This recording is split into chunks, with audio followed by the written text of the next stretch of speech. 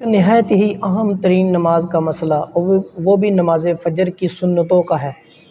دیکھیں کہ بعض ہمارے مسلمان بھائی نماز فجر کے لیے مسجد میں تشریف لاتے ہیں نماز پڑھنے کے لیے، اور جماعت اس وقت کھڑی ہوتی ہے، جماعت ہو رہی ہے اور اس وقت وہ سنتیں ادا کرنا بالکل جماعت کے پیچھے شروع کر دیتے ہیں۔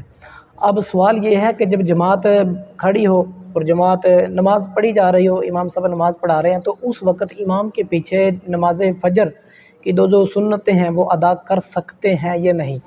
تو اس کے بارے میں مسئلہ درست یہ ہے کہ امام کے پیچھے بالکل سنتیں ادا کرنے کی آپ کو اجازت نہیں۔ اگر آپ ادا کریں گے تو گناہ گار ہوں گے، آپ کو گناہ ملے گا۔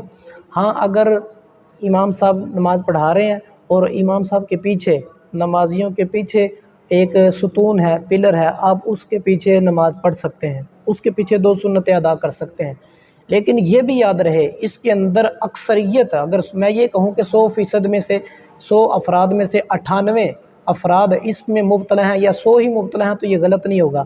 وہ کیا کہ نماز فجر کی سنتیں صرف پلر کے پیچھے ادا کر سکتے ہیں۔ یہ بالفرض پلر ہے تو بالکل اس کے پیچھے سنتیں ادا کر سکتے ہیں، اس کے ادھر بھی نہیں کر سکتے، ادھر بھی نہیں کر سکتے۔ جبکہ ہمارے ہاں اکثریت کا یہ عالم ہے، اکثریت کا یہ طریقہ ہے کہ ستون کے پیچھے تو ایک ہی بندہ پڑھ سکتا ہے ایک وقت میں، یا اس کے پیچھے پڑھ لے گا یا اس کے پیچھے پڑھ لے گا۔